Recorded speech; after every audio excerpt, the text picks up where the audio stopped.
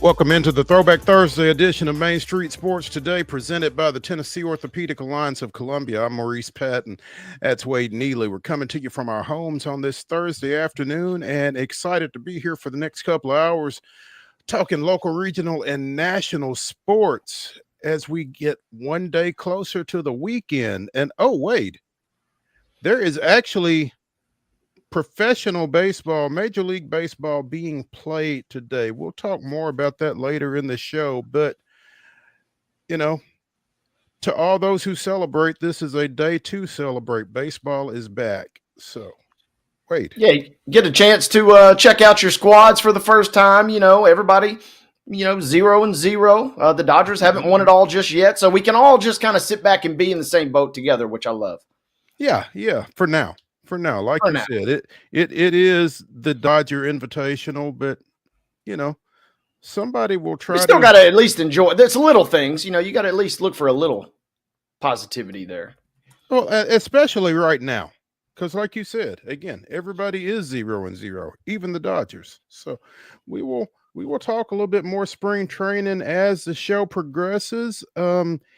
In the second hour of the show, we'll be talking some college baseball as well as college basketball and a little college softball, probably with Ben McKee of Go Vols 24/7, because they've got it all going on in Knoxville right now. So we will get to all of that with him again in the second hour. In the second segment on Coach's Corner, we'll be joined by LAVERGNE boys basketball coach Tony Rutland. The Wolverines on a roll, y'all, as the postseason gets cranked up at the high school level. And I'm excited to talk to Coach Rutland because as I kind of did some digging and did some reminiscing, Tony Rutland played college basketball over at Wake Forest. He was on some of those mid-90s teams with guys like Randolph Childress and Tim Duncan and some local guys like former MLK standout Nikki Arenzi and a lot of recognizable names from kind of the heyday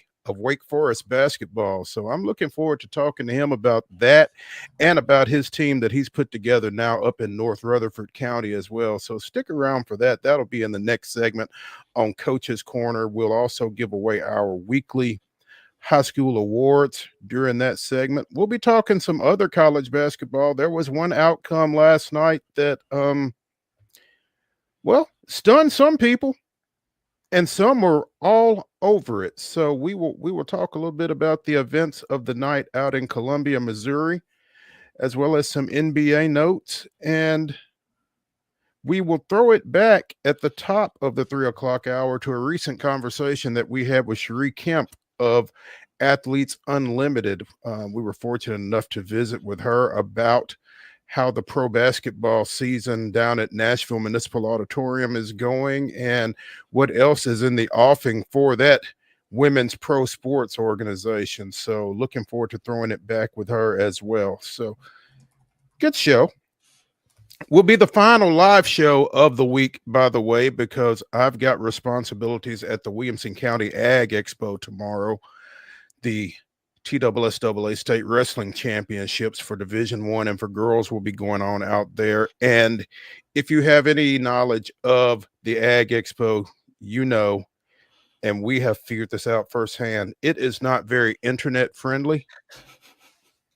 We've tried to do a live show from the state wrestling tournament on previous occasions, and it's been dicey at best. No such luck. Not so much luck. And so we are just going to throw our hands up and walk away from that. Producer Mark is putting something fun together for tomorrow, but it will not be live. We will be back Monday at 2 o'clock live, but we will be here for the next couple of hours live. So stick around. It's going to be fun. Wade, any basketball going on down in your area, or is everything still shut down? I think everything's shut down, partner. Maybe some folks, we'll get into the rundown here in a little bit, but I think maybe some folks in West Tennessee going to get to play some games tonight because it seems like everybody else is pretty much on ice for the next 24 hours at least, maybe longer, depending on where you're at. Yeah. So with that, let's go ahead and jump into the Slim results from last night, and the slim slate for tonight on the rundown. This is the rundown. Hey, before we roll into today's rundown, I want to remind you that our final rundown of the week is brought to you each and every single, usually Fridays, but today, Thursday, by Chip Walters of Exit Realty, Bob Lamb and Associates. The Blue Raider voice also wants to be your trusted advisor in real estate. So contact Chip at 615-542-1915, or you can visit his website at choosechip.net. That's Chip Walters, proud to support youth sports across Middle Tennessee. Men's basketball action from Wednesday night. It was Kentucky pulling away in the second half for an 82-61 win at Rupp Arena over visiting Vanderbilt. Also, Northern Iowa with an 82-75 win over Belmont. In Athletes Unlimited basketball down at Municipal Auditorium in Nashville, Team Maddie Segrist, 98. Team Isabel Harrison, 80. And Segrist went off. I watched some of that game early, and I don't think she scored on 98, but she scored a bunch. Team Odyssey Sims, 73. Team Maya Caldwell, 64 in the nightcap last night down there. Scheduled girls high school basketball games tonight. At 6 o'clock, South Haven Christian is scheduled to play at Franklin Road Christian. Also at 6, Lead Academy is at Pearl Cone. The Springfield Northeast winner is set to play Rossview at 6 p.m. Kirkwood plays Clarksville at 7:30. Watertown plays Smith County at 7:30. And at 8, Clarksville Northwest is at Henry County. Again, these are all scheduled games, weather permitting. Check before you take off. Boys action, again, 6 o'clock start. Cheatham County is set to travel to Hickman County. McKenzie is at Houston County. Brentwood Academy is at Ensworth at 7. South Haven Christian is at Franklin Road Christian at 7:30. Also at 7:30, Lead Academy is at Pearl Cone. And Lebanon plays at Smyrna. And again, know before you go. I would double check those. Hey, last thing you want to do is roll up to the gym, ready to watch some hoop, and then it's empty. So, yeah, double check on that before you head out. Some games that will be played tonight. We have double headers in college basketball beginning at 5 o'clock, where Fisk will host Stillman. And then also just a shade after 5 at 5:30, Trevecca will be on the road tonight at Mississippi College. In women's college basketball tonight, 5:30, it'll be Alabama at Tennessee. Should be a fun showdown. You can catch that game on ESPN+. At 6 p.m. this evening, Queens University will visit Austin Peay. All these are going to be shown on ESPN+. At 6 o'clock as well, Vanderbilt will be traveling to Oklahoma. Lipscomb will be at North Alabama. 6:30 tonight, the MTSU Lady Raiders will be on the road at Louisiana Tech. And Belmont, also at 6:30, will be traveling to Illinois State. Men's basketball action tonight. Austin Peay will be at Queens. That game gets underway at 6. You can see it on ESPN+. Also on the Plus at 7 o'clock, it'll be North Alabama traveling to Lipscomb. 8 p.m. on CBS Sports Network, you can see Louisiana Tech, who will be playing at MTSU. NBA action tonight. 6 o'clock tip for Memphis at Indiana. That game can be seen on FanDuel Sports. And at 7 o'clock on ESPN, the puck drops for the Four Nations face-off final as Canada is in Boston against the U.S. Should be fun if the last time they met is any indication. So, again, 7 o'clock, the Four Nations face-off final, Canada, U.S. See it on ESPN. Ladies and gentlemen, that is your rundown.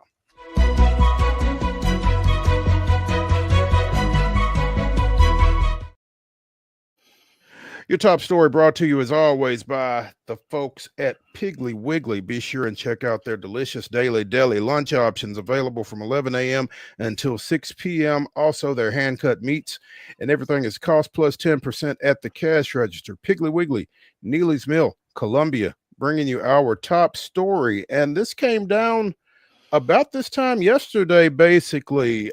Corinne Tarver, who founded the women's gymnastics team at Fisk University a couple of years ago, making Fisk the first historically black college or university to sponsor a gymnastics team, has walked away from that post. She announced on Facebook yesterday that she would be departing. It is with a heavy heart that I announce my departure from my role as head coach of the Fisk University Women's Gymnastics Program. I want to take a moment to express my heartfelt gratitude to everyone who has been a part of this incredible journey. This experience has been one of the most remarkable of my life, and I will always cherish it. Tarver was a gymnast at the University of Georgia. She came in and, again, started this program up in 2022. They began competing a year later. The first HBCU gymnastics program, and no better person to lead it than a lady who was the first black woman to win the NCAA all-around title in 1989. So a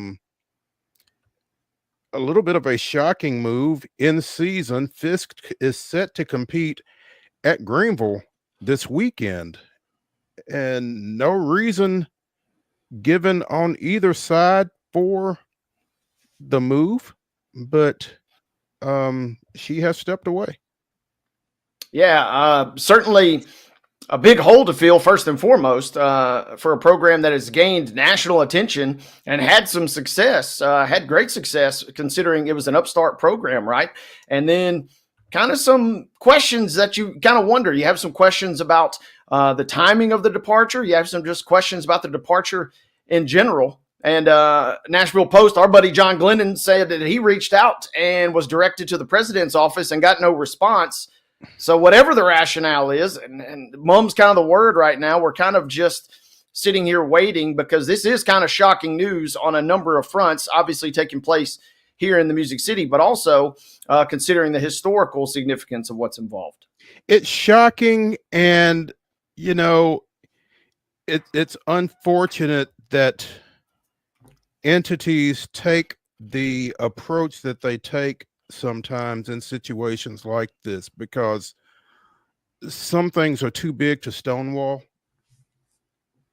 Somebody's going to have to say something about this.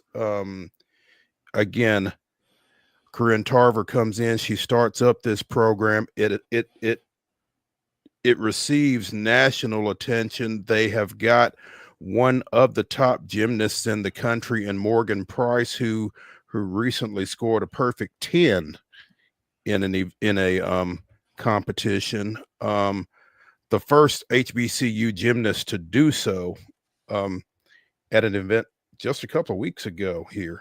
And, you know, when you are getting the kind of attention that the Fisk women's gymnastics program is getting, you can't just whistle past the graveyard when something like this takes place. And I mean, far be it from me to tell people how to handle their business with the media, but sometimes it's better to just step up and say, hey, here's what's going on, than ignoring it and hoping it will go away, because it typically does not.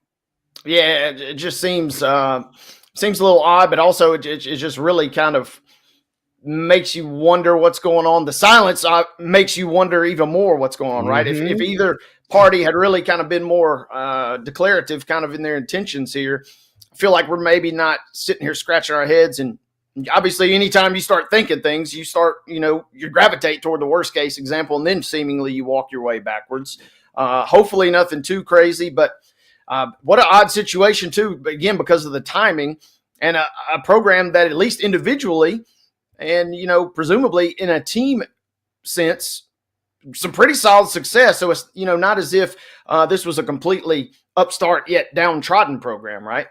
Right. Yeah. I mean, for a team that had only been in competition, 3 years now, they've really done some great things, and again, created a lot of buzz in a sport that didn't necessarily have any. I mean, you knew that the Southeastern Conference has some great programs, but bringing an HBCU into it, it created some national attention that wasn't necessarily there. And, you know, again, they kicked it off with a talented young lady like a Morgan Price, and they weren't just a fly-by-night type situation. And so all of a sudden they've encountered a little bit of a setback here with this coaching change. Nariah Mack, who had served as assistant coach and social media coordinator, has been installed as the acting interim head coach. And, you know, again, as John's article said, any further questions have been directed to the university president. Fisk Athletics Director Valencia Jordan said, Fisk has built a strong gymnastics program that has become a beacon of light for the university and young ladies nationwide. The future of Fisk University's gymnastics program remains bright and dynamic. The university is poised to embrace new leadership and will continue to fervently support our young women who give their all in every competition. So again, Fisk currently is scheduled to resume competition Saturday at Greenville with Coach Mack at the helm, I assume. And hopefully someone will more conclusively address the matter here at some point soon. But yeah, two things, right? Obviously, given the historical sense that we're talking about with this program, there's going to be some extra attention, but also we're talking gymnastics. That is a tight-knit community. You know, one of those sports where, I mean, I just did a quick Google and there's already a huge Reddit thread. I didn't know there was a gymnastics Reddit, but there is. And that's one of the top topics. Everybody's, you know, going with theories and talking. I mean, that community is so tight-knit. We talked about it with the tragic loss of some figure skaters in that plane crash a couple of months ago. mm-hmm. Everybody is so close. So that's what also is probably going to draw some extra eyeballs to this, whether Fisk wants it or not. Right. And to your point that you made a little bit ago, the longer you stay quiet about this kind of thing, the worse, you know, people gravitate to the worst thoughts. And the rumor mill gets cranked up, and we certainly don't want to get involved in rumors, but you know, sometimes it's better to just get factual information out rather than letting folks' imaginations kind of run wild. So hopefully, again, someone will address this and we'll get some ideas as to what has taken place that resulted in Corinne Tarver's departure after 3 years as women's gymnastics coach, history-making gymnastics coach at Fisk University. Let's take a break here on Main Street Sports Today, presented by the Tennessee Orthopedic Alliance of Columbia. When we return to Throwback Thursday, we'll be joined on Coach's Corner by LaVergne boys basketball coach Tony Rutland. Stick around.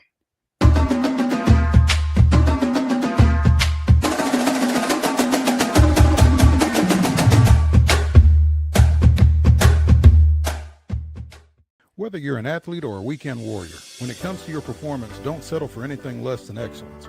We're proud to announce that Mid-Tennessee Bone and Joint Clinic is now Tennessee Orthopedic Alliance of Columbia, where we are redefining sports medicine and orthopedics. Tennessee Orthopedic Alliance's team of expert sports medicine physicians understands the unique demands of your body. TOA Columbia specializes in personalized orthopedic care, offering state-of-the-art treatments for everything from sports injuries to joint replacements. Learn more at toacolumbia.com.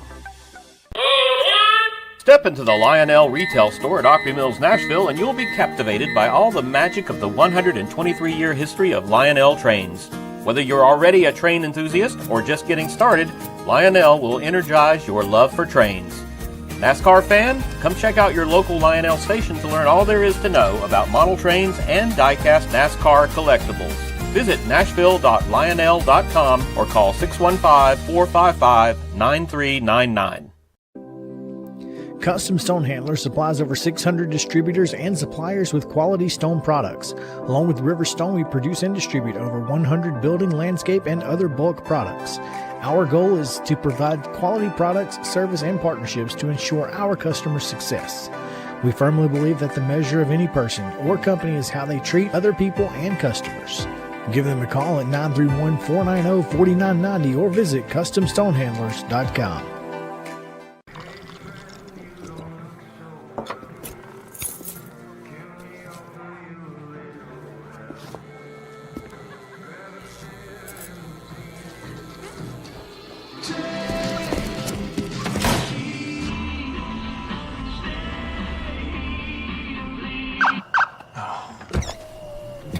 You're seeing the signs too, right? What signs? So Busy Bee is a very close-knit family.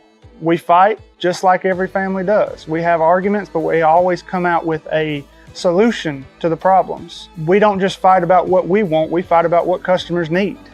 We want to make sure that every customer we go to is more than satisfied. And that doesn't just start whenever we show up at their door, that starts when we show up every day at work. We want to make sure that we are serving our customers to the best of our ability.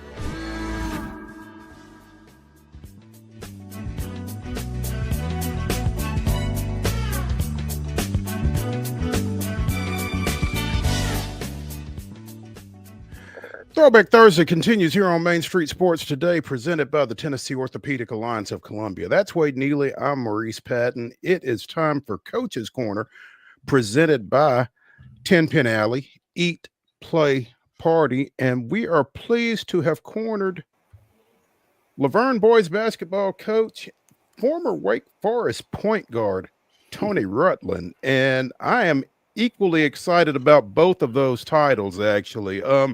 Tony, thanks for taking some time with us, man. Thank you for having me. I've heard a lot about the show, seen it a couple of times, and I follow a lot of y'all when you talk about sports. So I appreciate y'all having me on. Yes, sir. Well, welcome in. We appreciate the follow and the support, and I'm sure a number of folks are following your Wolverines, who have not lost in the 2025 year. Yeah, we had a tough schedule in the beginning of the year, which I schedule on purpose. So it puts us through the ringer early so we can get experience playing tougher teams. So when the tournament starts, we've been battle tested, win or lose. We've been battle tested, and we just so happened to really catch on in the month of January and continue to district play in February. So we were able to really play good basketball, but still have to learn and get better too. 17-7, 13 straight heading into postseason play, wrapping up the season with a 78-65 district win over neighboring rival Smyrna. It's always good when Laverne beats Smyrna, I know, but yeah. Tony, what do you attribute that success to? You guys coming off of a 23-12 finish last year, advancing to state quarterfinals, falling to eventual champion Independence in the quarters. But what has helped this team get to this point? I really think that we're still a veteran team. I lost two main guys last year, my point guard and my big, who went to college and graduated last year and went to college. But, Landon Bryant is our main guy. He's been steady for the last 3 or 4 years since I've had him. And I had to make him into a point guard per se. So, he has now changed from being a shooter to a combo guard. And that change has helped us some, and it's helped him as well, because I just think that him moving over to the point guard gives him a little bit more experience, just in case he does have to go to the D1 level, and he has the capability of doing it. But, just helping him and the way I saw him this summer playing with Mookie Betts, his leadership has helped us a lot. But, really, other than two guys, everybody was on the team last year. So they experienced a lot of the hard scheduling and the success that we had last year. And so they've been through it. So I think a lot of guys, haven't really played, but yet they're still veteran guys. So, and I contribute to them just sticking through the tough schedule and working hard, coming to practice, wanting to learn, watching film, and, trying to get better. Tony, I wanted to ask you, kind of glancing through your results, obviously during this win streak here, you guys are rolling, but it seems like you've also had a couple of games where you're winning tight, hard-fought contests, a couple of possessions, or even a 1-point victory. Is that something that your team has kind of shown you, that extra level of grit? How do you attribute winning so many close games during this run you guys are on? You know, the most proudest thing I've got about, I really like about our team this year is just the fact that we don't panic. We've been down 8 points. We've been down close to 10, but we never panic. And I think that contributes to, again, leadership and just playing the tough schedules. So they, through all those thick and thins, we execute our game plan. We make sure that we're not trying to come and just win the game in the first minute or 2 or 3 possessions. We just try to chip away and get some stops, and then hopefully, get to the free throw line and execute the offense. But, I'm really proud of our defense. And again, Landon Bryan has done a really good job of just, running the team. But I do have a glue guy that does everything for us. His name is Cam Samuels. And, he is that guy that will get all the rebounds, play the best guy on defense, and, do whatever I ask him to do. He's our glue guy. And, I think every team that wins championships have one of those guys. You got to have one of those guys. And I'm also curious, during this run and in these close games, where do you guys stack up injury-wise heading into the postseason? Has it been a physical run in the lead-in? And how do you assess your health going into the postseason? Well, fortunately for us, a lot of our health issues were in the beginning of the season. I'm just getting one of my guys back. He's a junior, Tarsky Jones. He was a big. He come off of a knee injury and as well as like a hip injury where a piece of bone chipped off in his hip, so he had to let that heal. But other than that, just the little fatigue injuries here and there. But fortunately for us, we've been doing really good with health and just staying healthy throughout the year. I also try to get the guys to get in the pool a lot. We do have a pool, which, a lot of schools don't, but, it's not just about running on the track. I try to do a lot of stuff like that, just doing different conditioning things to help the guys other than just running. And then they get tired of just running around the track and the gym and stuff like that. So we try to do different things. But, again, it helps to stay healthy during this time. Tony Rutland, Laverne boys basketball coach, joining us here on Coach's Corner, presented by 10 Pin Alley. Coach, you talked about Landon becoming more of a point guard for you this time around, and I would think there's no better guy who can get a guy into that point guard mentality than a former point guard. How do you feel like he has taken your tutelage? I thought twice. And I don't know why it didn't come to me earlier. But, I had to make that adjustment my senior year. I played with Allen Iverson, freshman, sophomore, and junior year. Then he got in trouble, our junior year after we won the state championship. And then going into our senior year, I made that transition to the point guard position, which helped me, land at Wake Forest. And so I was like, hey, I've been there and done that. So let me go ahead and try to take you under my wings. And, he's very similar to how I was, not bulky wise, but, I was 169 when I graduated high school. And, he's a lot taller than I am, but, he's made that adjustment. And, for him, the biggest thing is not the basketball IQ. I believe it's just more of he wants to score. He wants to score because that's what he's used to. But I'm trying to change that mentality and say, hey, you can score whenever you want. Just get the other guys involved first because that's going to open up more scoring for him. And he's getting it. And, his numbers has gone up. We just, I don't know what it is, but, I think just like the Laverne, we don't get the pub that, a lot of schools. I think you all do a great job with a lot of the, schools that are around the area and pubbing a lot of the players, and they get the accolades and stuff like that. We just don't have that as much as, we should. And I think that if we was a football team and we had this 13-game win streak, I think, everybody would talk about it. But, it's basketball and it's tough, and you have a lot of different teams that's around. And so I think he's getting overshadowed a lot. But, his numbers are great. Like we played Franklin twice, lost once, and we won one. And he had a great, game against them. So, it's a team effort. And again, I think he's doing a wonderful job making that transition. You kind of buried the lead there a little bit, taking over for Allen Iverson your senior season, but just because we could have an entire show on that, because I'm a huge Iverson fan. But tell people that don't know just how much of the truth Bubba Chuck was on the football field.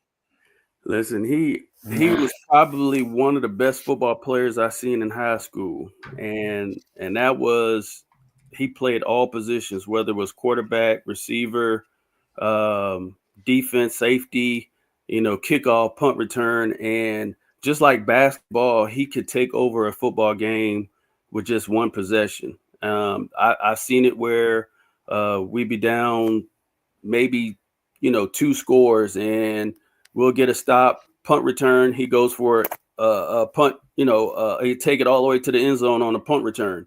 Then turn around, get an interception, and then now we're up. So I've seen it happen.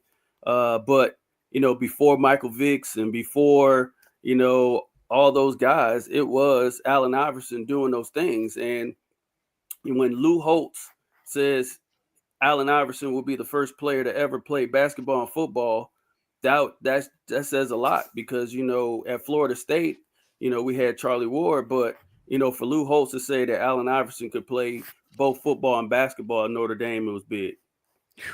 Wow. That's amazing.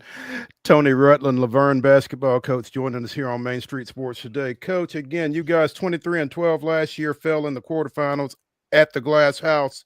How much of a motivation has that been for this team? Once you taste it, you're not satisfied until you get back and kind of finish the deal, I don't think. Yeah, we talked about it last year. It's crazy because we're in the quarterfinals and we're shooting 70% from the field, and we're down 12, and at half. And so, I think it was one of the highest scoring, state quarterfinal, semifinal games. But we're shooting 70%, and it was all about details. And when you go back and look back in the second quarter, we allowed 2 guys to hit 5 threes. We take those away, and we could be up 10. You know what I mean? So we're down, you take 5 threes away, and we're down 12. You take those away, we're up, and that was the motivation for us, is just the details.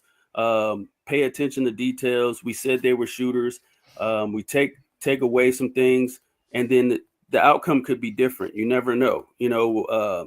Beating Independence, that could have got us a momentum, and then just like Cookeville beating Bartlett, that took them over the edge, and then that took them to the finals. So in March matters, that we say, it's just one game, and I go back to the UConn when they were the last seed in the Big East. They just went on a run, and Kemba Walker took over, and the rest is history, national champions. So, it's just a momentum builder. You've seen it. From that standpoint, I'm amazed.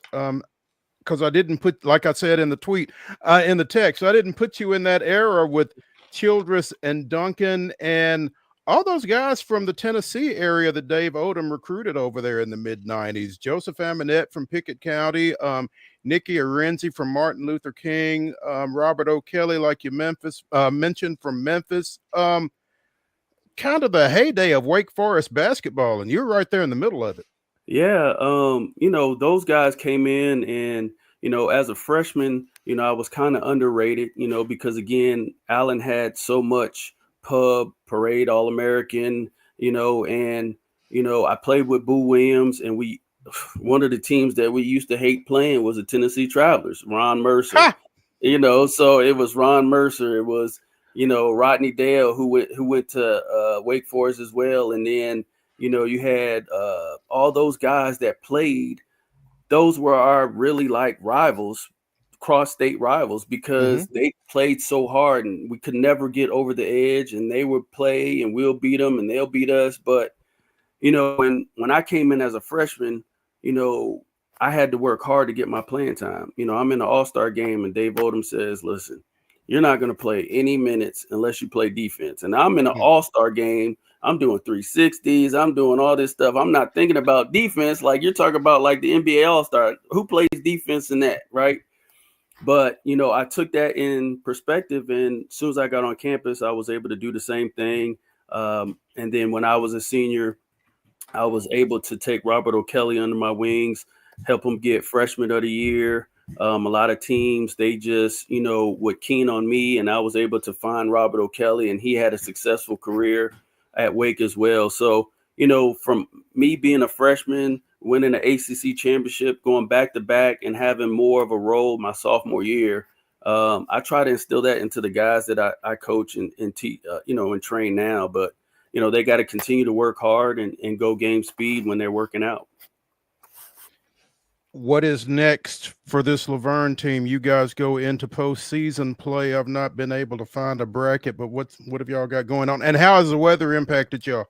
The weather has impacted us a little bit here. The girls were supposed to play today. I think everybody's going to play on tomorrow if we're permitted. If not, then I guess they'll move it to Saturday. But as of right now, they'll have I think our girls will play tomorrow at 4, starting at 4, and it'll move on to like 8:30, I believe. So there'll be 2 girls and 2 boys to play tomorrow. And then Saturday we'll have the same thing. We'll have the semifinals and finals for girls and boys. And then the girls championship will be Monday, and the boys will be Tuesday. And where is all of that, Coach? All this be in Lebanon. Oh, nice drive. Yep, it will be. And, you know, they have a great facility. So, you know, this is the last time, you know, we'll be with Lebanon in our district with Cookeville. So, you know, next year everything changes and, you know, we're going back to kind of like the Rutherford County thing, but it should be a good tournament. What's the key for you guys navigating that thing and staying hot? I think, you know, we've been there and done that. I think, you know, just playing our game. You know, now we're in the end part of our marathon, as I say. You know, my saying is a marathon, not a sprint.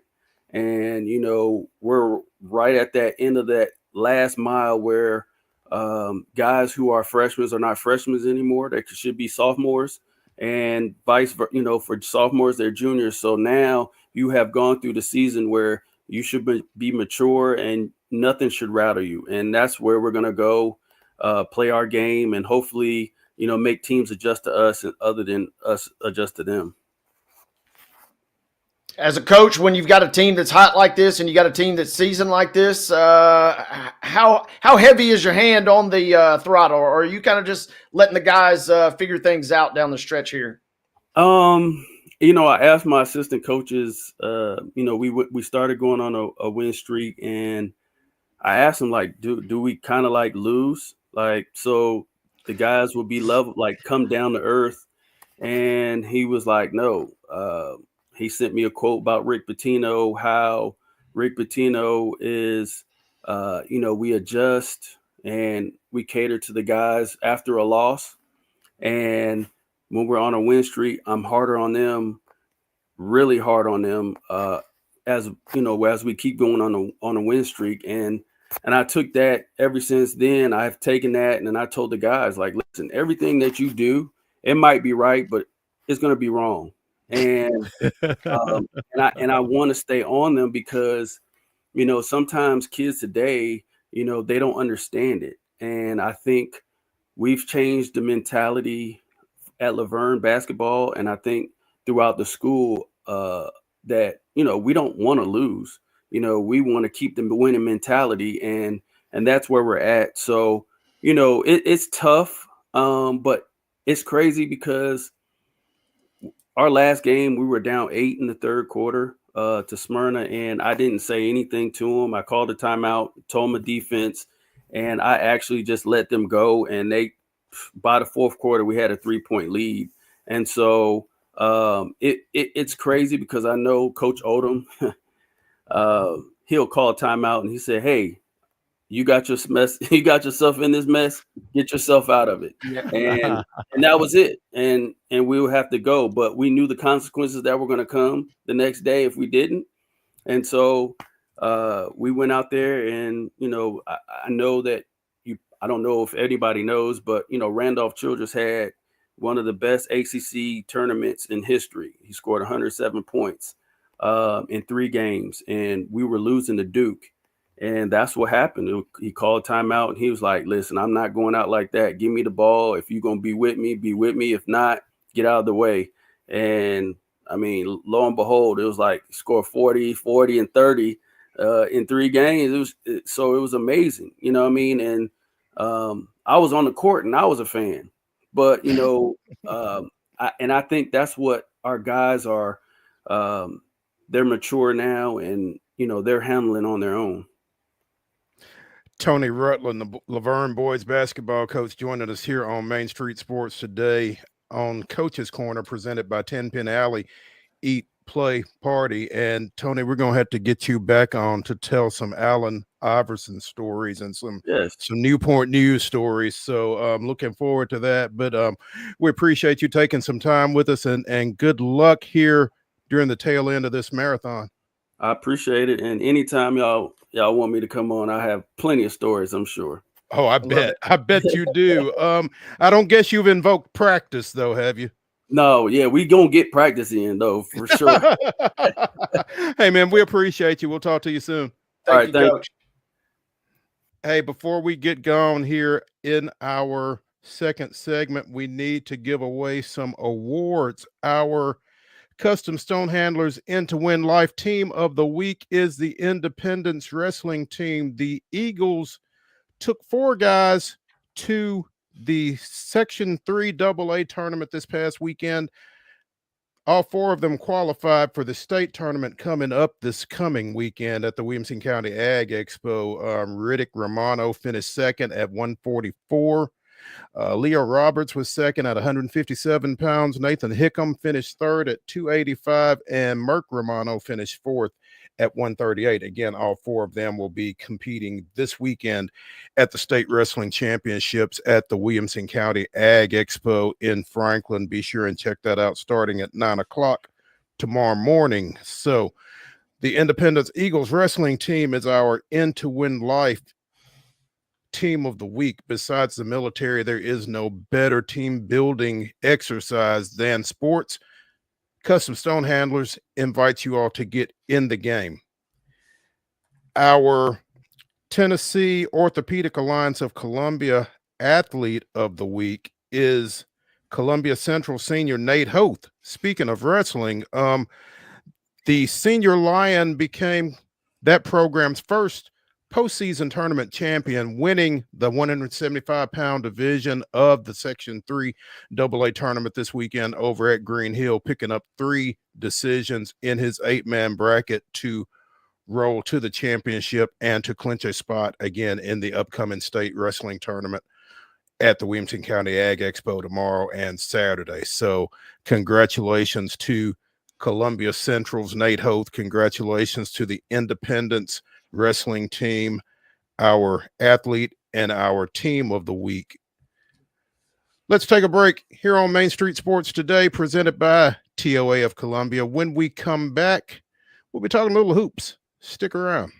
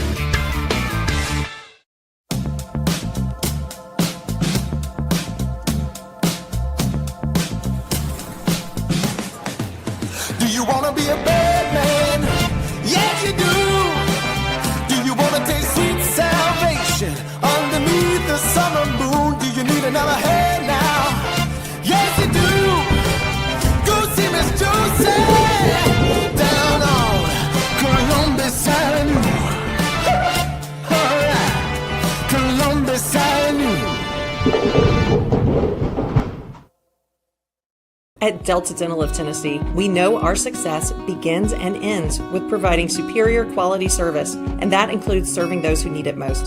This year, we're celebrating 25 years of giving back to the community we call home. Delta Dental, along with our Smile 180 Foundation, supports Tennessee's dental colleges and oral health education, children's hospitals, free and reduced cost dental clinics, and other like-minded charities.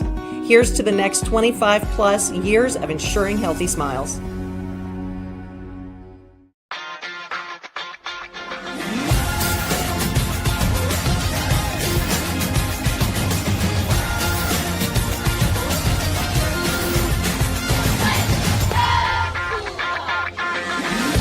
Whether you're an athlete or a weekend warrior, when it comes to your performance, don't settle for anything less than excellence. We're proud to announce that Mid-Tennessee Bone and Joint Clinic is now Tennessee Orthopedic Alliance of Columbia, where we are redefining sports medicine and orthopedics. Tennessee Orthopedic Alliance's team of expert sports medicine physicians understands the unique demands of your body. TOA Columbia specializes in personalized orthopedic care, offering state-of-the-art treatments for everything from sports injuries to joint replacements. Learn more at toacolumbia.com.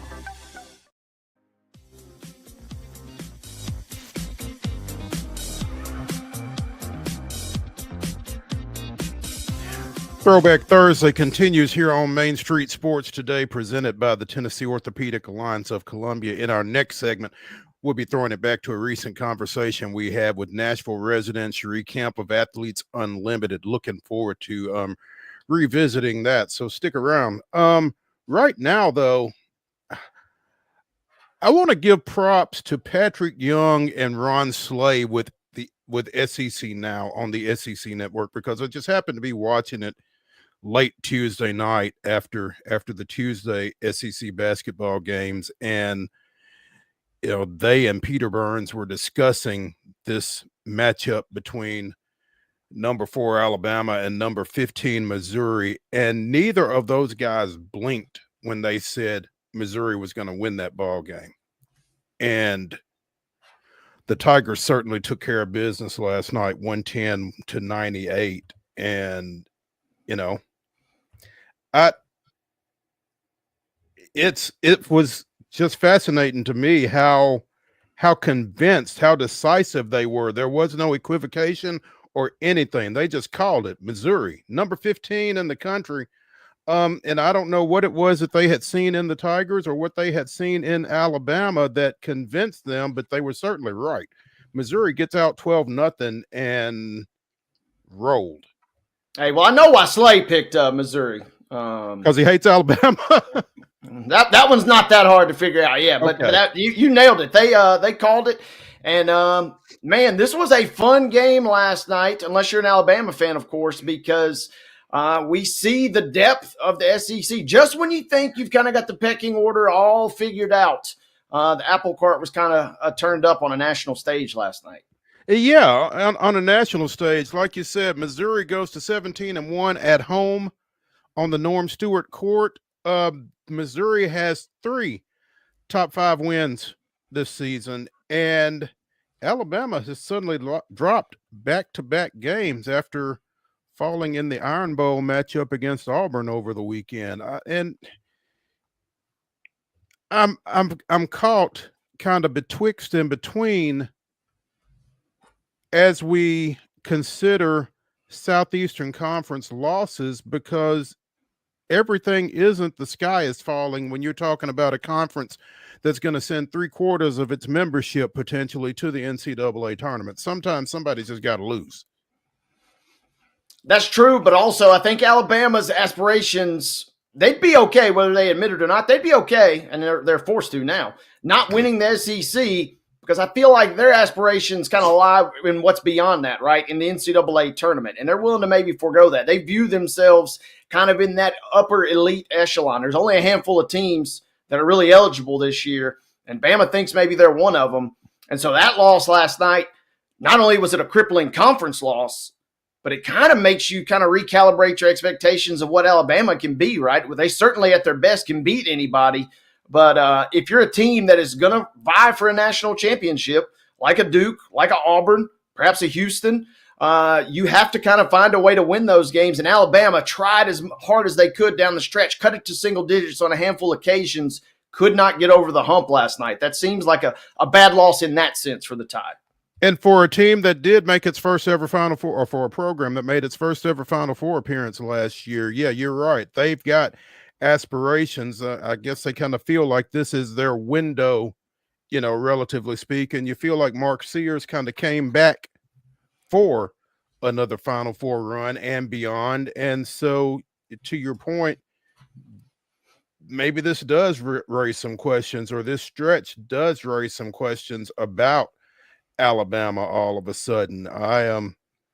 You know, that's a question that I've kind of got for Ben McKee as it relates to Tennessee when we get him here in the second hour. Just, you don't want to overreact, but at the same time, you don't want to just, you know, remain calm, all is well every situation either. You kind of got to strike that balance, I guess, and that may be where things are relative to Alabama right now, again, after a 110-98 loss at Como to the Tigers.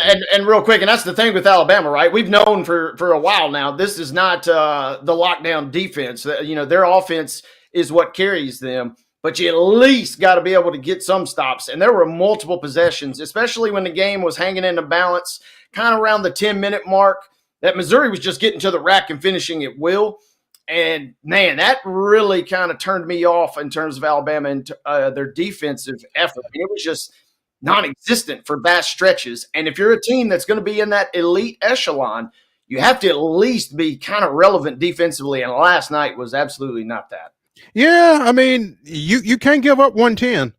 Yeah, I mean, you lose a game, you score 98 points in a game, you figure you're probably going to win, unless you're Alabama, who has given up, you know, games in the 80s and the 90s certainly. But man, you give up 110, and Missouri, like I said, they were just finishing at will, and they weren't crazy circus shots. They made a couple of Joe Sullivan's favorite little short jumpers here and there, but they were easy layups. And that was at a critical point in the game when Alabama desperately was trying to get back into it. Their defense was non-existent.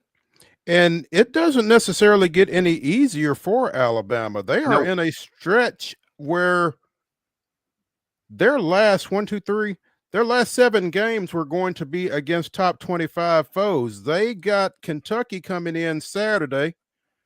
They've got Mississippi State on Tuesday, and then they finish at Tennessee, against Florida, and at Auburn.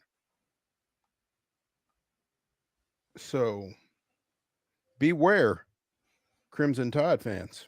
Yeah, it's not the end of the world. The SEC regular season title is all but wrapped up after Auburn survives last night. But if you're Nate Oates, and if you're Alabama, Nate Oates, you know, spiking the clipboard, getting the technical last night, you have to find a way to use this, whether it's this game, there's probably going to be at least 1 or maybe even 2 more losses in that stretch you just rattled off.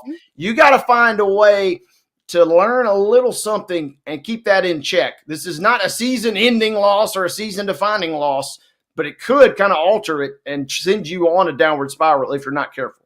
Yeah, Auburn, meanwhile, is now 2 games clear of everybody at the top. Florida and Alabama tied for second at 10-3. Missouri and Texas A&M at 9-4. Tennessee and Ole Miss at 8-5. So the race for the other 3 double byes is going to be an interesting one. It looks like you've got 2, 4, 6, 8 teams within 3 games of each other with about 5 to play. So buckle up. We were talking off air before we got started, Wade. NBA Defensive Player of the Year seems to have opened up with the news that Victor Wembanyama will miss the remainder of the season with deep vein thrombosis in his right shoulder, a blood clot that was leaving him with low energy through the All-Star weekend. Testing afterward diagnosed this. He is out for the rest of the year, expected to make a full recovery for 25-26, but This is typically something that takes place in the legs, but can occur in the upper body, according to the Mayo Clinic. But, you certainly don't expect this in a highly trained, highly tuned NBA caliber athlete such as Victor Wembanyama, who is as young as he is. But this is tough news for the Spurs, tough news for him, obviously. And again, it kind of throws things open in terms of those Defensive Player of the Year honors. Throws that open.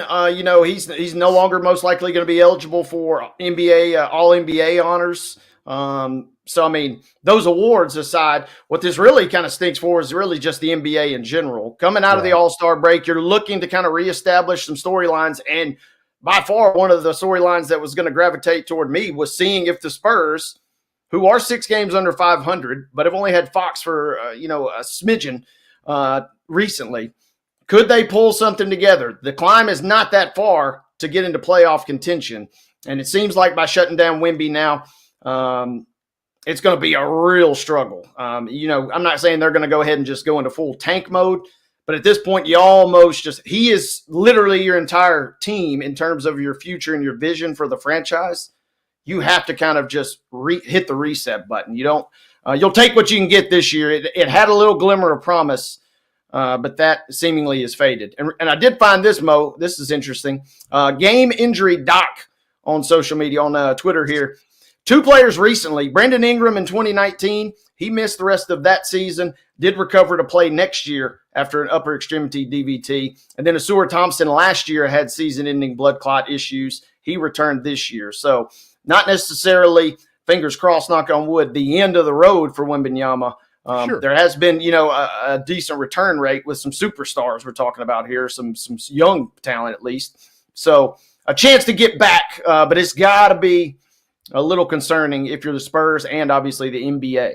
Yeah, you hate to see this for all parties concerned here, and certainly again for Wembanyama. So, again, we are getting ready to hear from CHERI Kemp of Athletes Unlimited here after the break, but attendance for the first 2 weeks of the league at Nashville's Municipal Auditorium is up 137% compared to that same period last year out in Dallas. Figures for the second week were particularly strong, according to an article on Axios.com. And attendance from week 1 to week 2 here in Nashville grew by 23%. So AU is drawing some attention, drawing some eyes, and as Megan Perry requested when we had her on for Media Day, drawing butts in seats. They finished up the first night of the third week of the schedule last night. They will play again tomorrow night at 5 and 7:30, and it's on Saturday at 5 and 7:30. The season wraps up with games Wednesday, Friday, and Saturday of next week. So again, be sure and get out and see these young ladies. This is the only women's professional basketball 5-on-5 during the WNBA offseason that takes place domestically, and it's right here in our backyard. So go check that out. Let's take a break here on Main Street Sports today as we wrap up the first hour of Throwback Thursday. Again, when we return on the other side, we will have our conversation from about a week ago with CHERI Kemp of AU Pro Basketball. Stick around.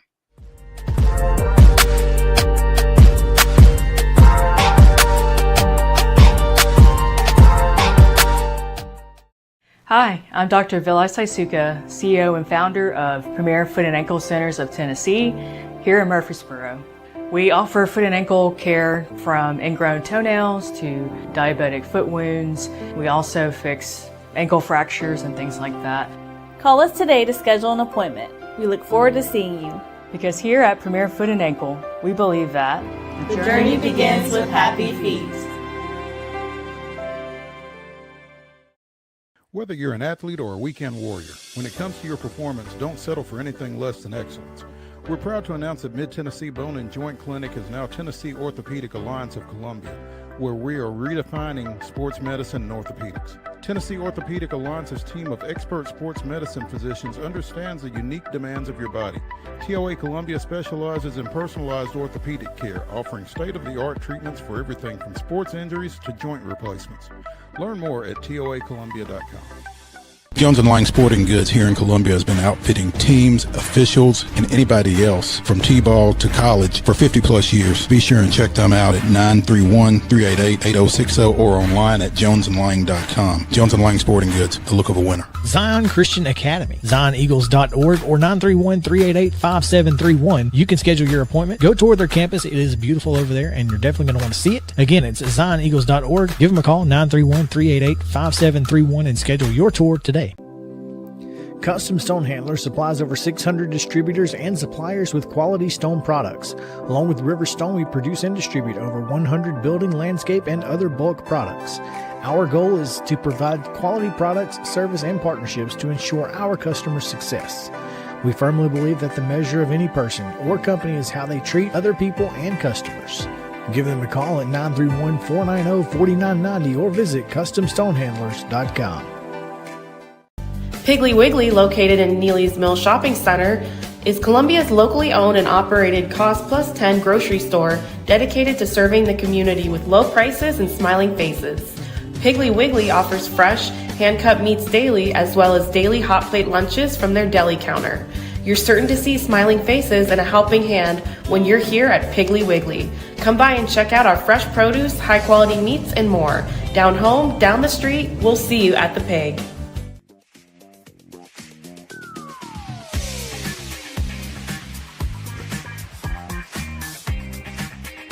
Looking forward to speaking with CHERI, a Nashville resident who serves as Chief Broadcast Officer for AU Pro Sports.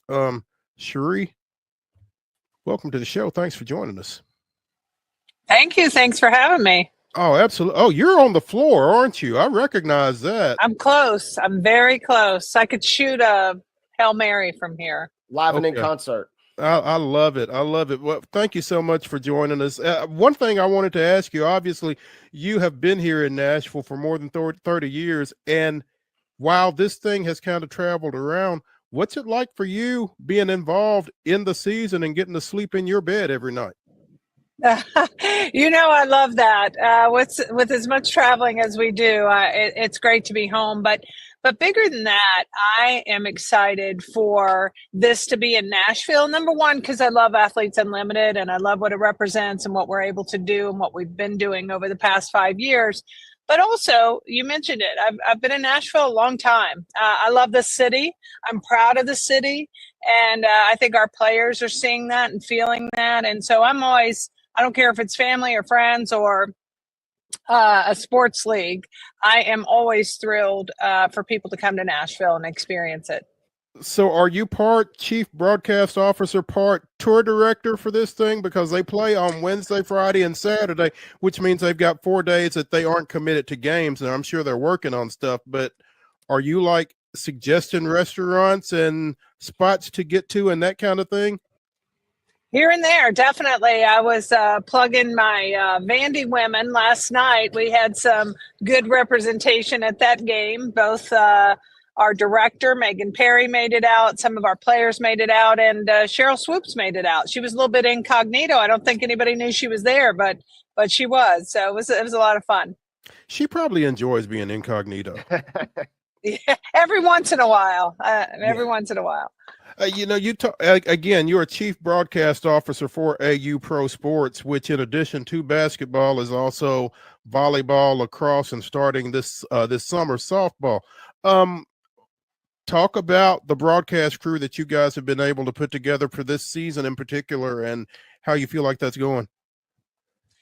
Well, I love TV. As you know, I covered college softball for ESPN for 20 years and enjoyed it. And I love being on the backside. I love the truck. We are working with a great packager here that's actually located in Nashville called Game Time Productions.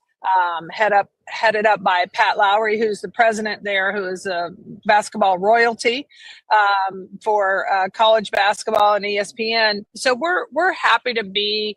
I'm always privileged, I think, to be on the part of capturing and covering and sharing the competition and the incredible women players that we have across all three sports.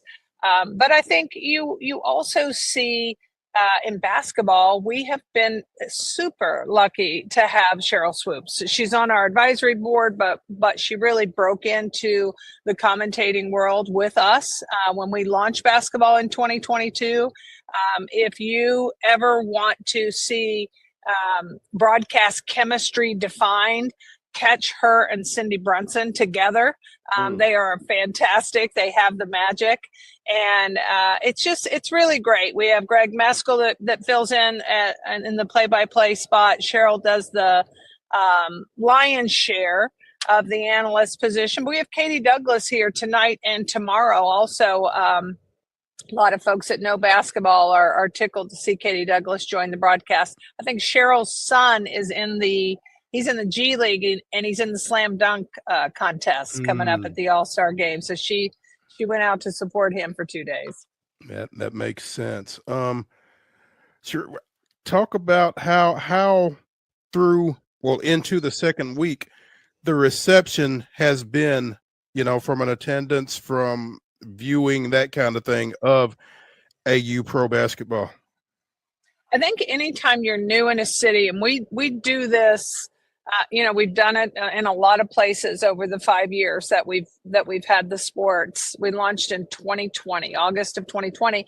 And a little known fact, we had planned and committed and signed a contract to launch our volleyball league, which launched in January-ish of 2021. That was supposed to be here at the Municipal, but that was COVID. And we had just gotten hit by the tornadoes, and the Municipal Auditorium was actually commandeered as a women's shelter. So we ended up going to Dallas, and it took us this long to get something here. But it's I think when you look at immersing yourself into a market, it takes a minute. But if you look around Nashville, we're on billboards and we're on commercials. I actually, if I'm listening to a Vanderbilt women's basketball game, I can hear a radio commercial, and I can see us in the morning shows on ABC, NBC, CBS. So I think it's going to take a minute for everybody, but we really have broken our attendance records here.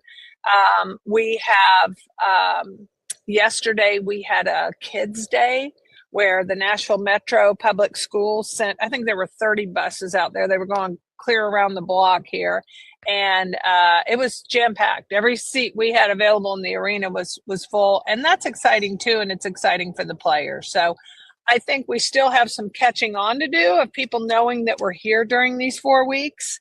But I think everybody that we've seen come out here has loved it. And one of the things that you guys will both appreciate, people that are from here walk into this auditorium, the Municipal Auditorium, and there is a wow factor. And you can see a little bit of it behind me, but Athletes Unlimited is known for kind of transforming facilities, and this is no exception. So it's really cool in here. Yeah, in that same vein, I wanted to ask, which has been more impressive, kind of the outreach and outpouring from the community that you've seen thus far, or is it the play on the court? Because both seemingly have been at an exceptionally high level as you guys get close to halfway here. Yeah, that's a great question. I am always impressed by the players. So let's start there. And it doesn't really matter what sport. And what I really love about Athletes Unlimited basketball is that not only do we have the established talent, the roster total is 40. Over half of those are WNBA players. But what we also have is the emerging talent. And so you'll see people, if you hear people talk about the W, they're always going to say there's not enough roster spots for the women, the talented women that are available to fill them. And so this is another opportunity for those women to really show off. We've seen the executives, and we will continue to see the executives from the WNBA teams in here watching players.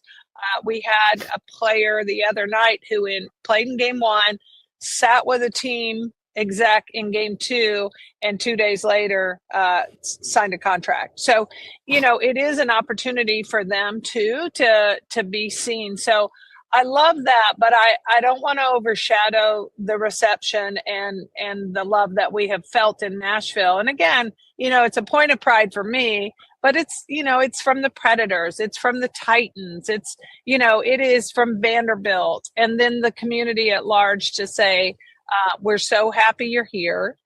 The Sports Council, the folks that were very active in getting us here to begin with. So I think we felt it, and I think we will continue to feel it. And, people have to understand what it is. Some people haven't heard of Athletes Unlimited. So to really learn that this is professional women's basketball, it's in our town. And,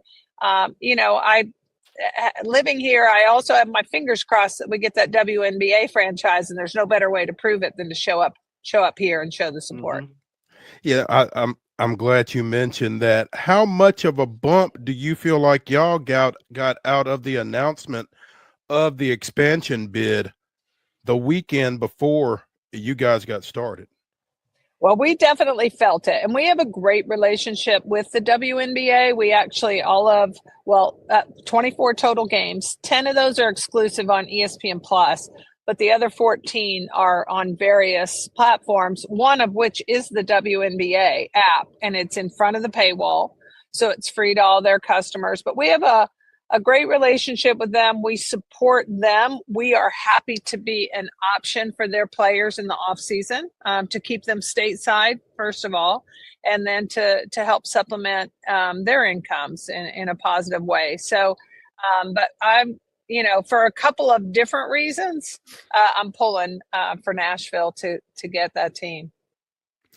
CHERI Kemp of Athletes Unlimited joining us here on Main Street Sports today, presented by the Tennessee Orthopedic Alliance of Columbia. Again, 2 games tonight at Municipal Auditorium. Team Harris and Team Segrist at 5, Team Nurse and Team Bradford at 7:30. You can see both those games on FanDuel Sports Network, or again, as Megan Perry stressed to us when we spoke to her at Media Day, butts in seats. They love to see you down at Municipal Auditorium tomorrow, 5 o'clock. It's Team Harris and Team Nurse. At 7:30, it's Team Segrist and Team Team Bradford. That was last week.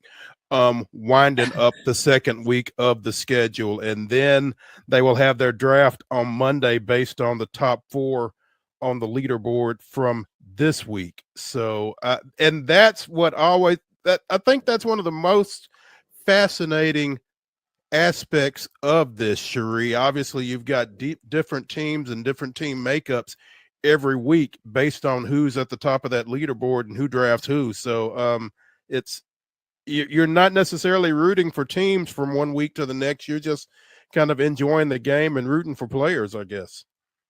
Yeah, I think that's exactly right. And I think that the model is unique in that way. And to really think about it, you're never going, when you come watch a game, you're never going to see that game ever again, not with those exact rosters. So it's one time it takes place, and people, it does lean into following players. We have Alicia Clark, we have the Harrison sisters, Izzy and Dory here, that are Nashville products, Mount Juliet for Clark. But those are exciting for people too. And no exception, that often happens at a women's pro sporting event that I think you don't always get on the other side, is the intimacy and the experience, the personal experience that you are able to get with the players. Like these seats, everything's close. The conversion of the Municipal has made it intimate. And, the players sign autographs after games. It's just a great experience. And you hit it, Maurice, but I'll call it out that every day we play is a doubleheader. So tonight it's 5 and 7:30, but you can come for one of those games. You can come for a little bit of both, whatever you want to do, but it really fits in, and you have the opportunity in a single outing to see all 40 players playing. So And by the way, Crystal Bradford has promised us all a slam dunk. So if you want to see that in person, I cross my fingers every time she gets the ball now. But she announced that in game 1, so we'll see. That's something to look forward to for sure. But speaking of the players, I do want to ask, 780 points listed for Odyssey Sims. She's like 120 clear of Lexi Brown. Is that a massive gap, or is that something that, how much of a stranglehold does Odyssey have on this thing right now? Yeah, it's, I think in week 2, everything is still up for grabs. And when you see somebody surge and have those big games, and I'm not enough of an aficionado on the points to rattle it all off, but it typically goes down to the wire, down to that final series. But I think it's those big games you're looking for. And then we have an element in the broadcast called chair chat, so the players can go over in the game and just put the headset on and have a conversation. But we've heard them a couple times, especially some of the rookies, say, that it's real. You can tell them about the point system, but then they start to feel it. You're going to get the most points when you win quarters with your team and you win games with your team. And the stats will pad it, but winning is the important aspect. And so when you see a team go, if they were able to go 3-0 in a series, that color, all players that are wearing that color that week are going to surge to the top of the leaderboard. So it's definitely gettable, Wade, but the players and the veterans, and Odyssey's one of them. She's flirted with being champion and just hasn't brought it home. Yeah. But she's fantastic and another super fun player to watch. She's got a nice lead thus far. And then real quick, I did want to ask too, I've been blown away with the promotions and especially giveaways that you guys are kind of easing into. How much fun is tonight going to be with Sneakerhead and Jersey Night? I imagine there will be just as much entertainment in the crowd in that regard as there will be on the court this evening. Yeah, thank you for saying that. Athletes Unlimited in and of itself is an organization that's put together to impact communities and to make sure that we immerse ourselves and people have a great time. So nothing's funner than getting something when you walk in the door. So I think everybody really appreciates that. And I think the environment, there's a DJ, it is an elevated pro sports environment from start to finish. And that's, those specialty days and those theme days and all of that fun is part of it. We've had some live music down here between games at times. And so I think we've put together, I credit our marketing team and those folks that have really tried hard to make sure that when people show up, that it's worth their time and that they go, when they leave the games, that they certainly have had a great time. CHERI Kempf of AU Pro Sports joining us here on Main Street Sports today. CHERI, before we let you go, got to ask you again, basketball, volleyball, lacrosse, and beginning this summer, softball. That softball being your background, what took so long for y'all to get softball off the ground, first of all, and how excited are you to get it off the ground? Well, softball was actually the first sport we launched. It launched in August of 2020. So it is the oldest, but what you're seeing launch this summer is a total new division. It's called AUSL, and that's what you're referencing. And it's a much longer, it comes outside of the traditional style for Athletes Unlimited. So the first part of that is set teams that will become city-based teams in 2026. This year, it's a touring model for the 4 teams. But, the person that we tabbed to lead all that is Kim Ng, and she is a superstar from the baseball world and has translated uber well into softball. And so I think that's exciting. We had our inaugural draft to really place those teams, and it's star-studded. I mean, the GMs that you're seeing of Lisa Fernandez, Kat Osterman, Jenny Dalton, those folks and the coaching staffs, not to mention the players. It is just, we've all known that softball It's wildly popular at the college level. It just needed stability and support at the pro level. And Athletes Unlimited has proven that over and over and over, that this is a safe space and a reliable and dependable space for professional sports. So I think the whole world is excited about this league coming, Maurice, and their opportunity to see it tap on the traditional model for 2 months. And then those top 60 players will go into our traditional AU format, and that will be in August. And then you'll have one champion crowned. Excuse me. That is fantastic. Looking forward to seeing that as well, and looking forward to visiting with you again soon. CHERI Kemp of AU Pro Sports joining us here on Main Street Sports Today. CHERI, thank you so much.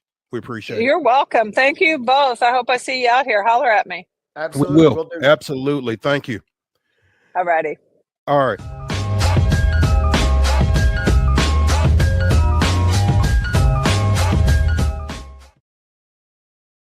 Hi, I'm Riley, a certified physician associate here at Premier Foot and Ankle Centers of Tennessee.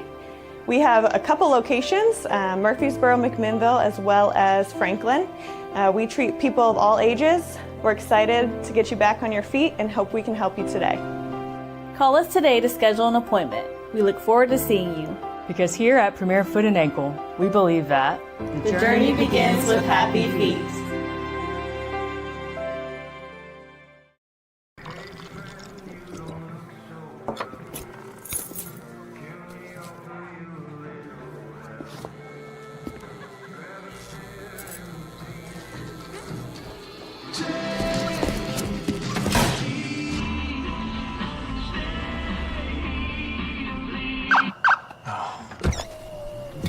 You're seeing the signs too, right?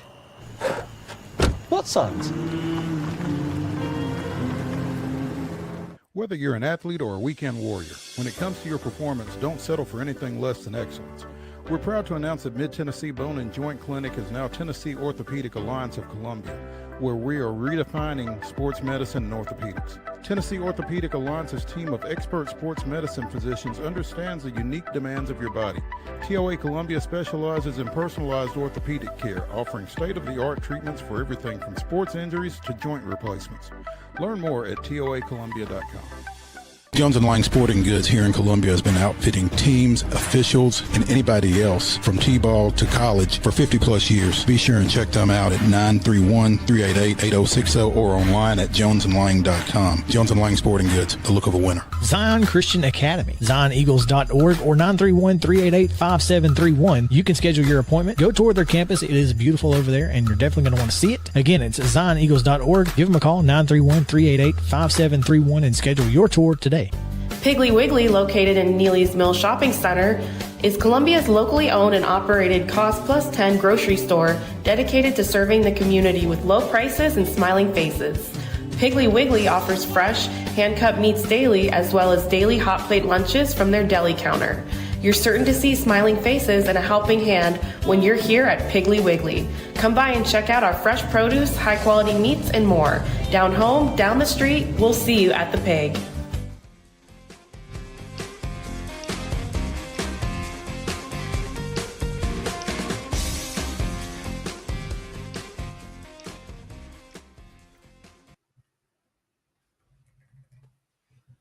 Throwback Thursday continues here on Main Street Sports Today, presented by the Tennessee Orthopedic Alliance of Columbia. That's Wade Neely. I'm Maurice Patton. Great segment there with CHERI Kemp, Athletes Unlimited, as they continue week 3 tomorrow night and Saturday down at the Nashville Municipal Auditorium. Pleased to have with us now from Go Vols 24/7, Ben McKee. The Tennessee men's basketball team was off or has been off this week. I don't know if that translates to any off time for Ben or not. Ben, thanks for taking some time with us today. Absolutely. Always happy to join you all. Always appreciate y'all having me on. Not much downtime this week with baseball starting, but it is nice to, from, I guess, this weekend through whenever Tennessee basketball stops playing. I mean, it's next month and a half, and then really like 2.5 months when you include the portal for basketball. It's 2 teams at the same time, and both teams deserve everybody's full attention. So the days of you kind of cover it when football is not going on, those days are long over. Basketball right now at Tennessee, they're full beats, so it's like 2 at once, which is I'd rather it be this way than both products not be very entertaining, but certainly a lot of work along the way. Absolutely. We've talked at various times, Ben, and not just with you, but amongst ourselves and that kind of thing, when Tennessee invariably has one of its less stellar offensive performances, and we start to wonder just how concerned we need to be. And then they go out and win a game like they did against Vanderbilt the other day, when I think somebody said 12 of 15 from 2-point range in the second half, and they're getting shots in the paint and that kind of thing. And it's like, maybe the offense isn't so bad.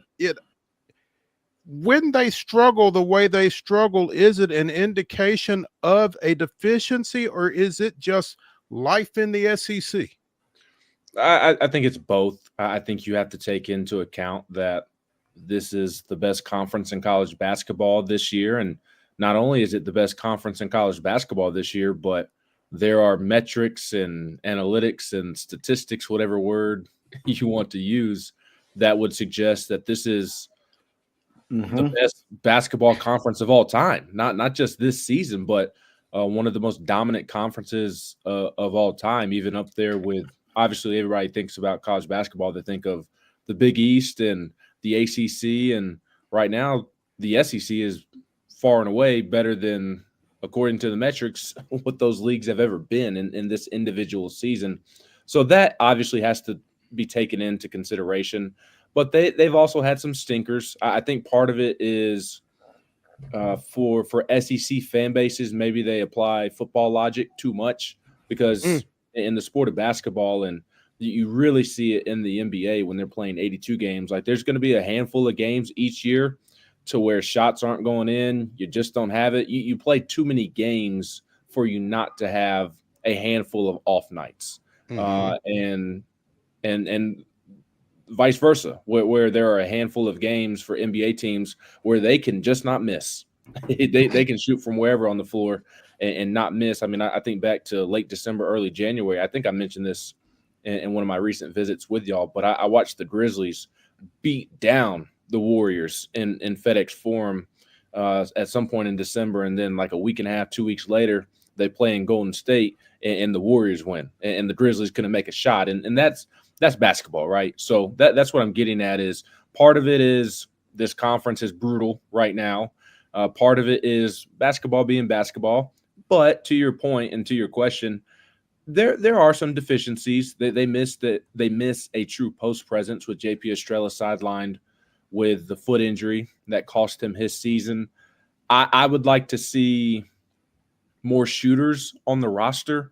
You look at Kentucky, you look at Alabama, you look at Auburn, these prolific offenses, and they just have more guys that you look at and say, yeah, he's a shooter. And Tennessee has a handful of guys. So I think there's maybe a deficiency there in terms of how many offensive threats Tennessee has. But it's also funny to have this conversation because Tennessee fans, some of them who are maybe a little bit over the top with their reaction to Rick Barnes and his offense, they're always clamoring for more offense. And I think it's funny. I had a sarcastic tweet this morning after Missouri beat Alabama last night.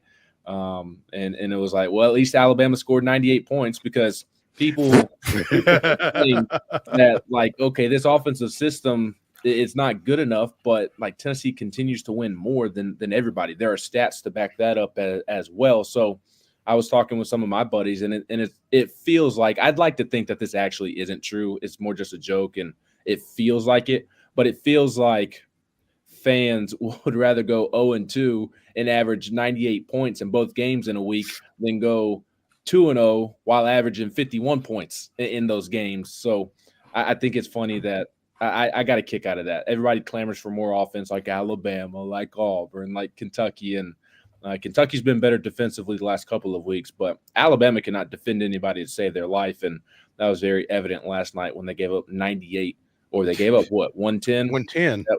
Yeah, they gave up 110, but they still had their 98 points. So I guess fans were happy with that. The Alabama fans were not upset that they lost because they scored 98 points.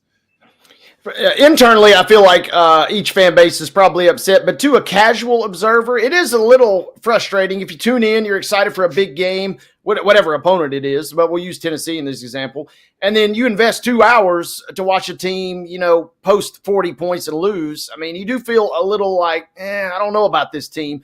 So you can't quantify that, and it certainly doesn't back up how good teams are. I do feel a little cheated sometimes. I enjoy a little 98-point loss every now and again, as long as it's not my team. As long as it's not my team, I want to point that out.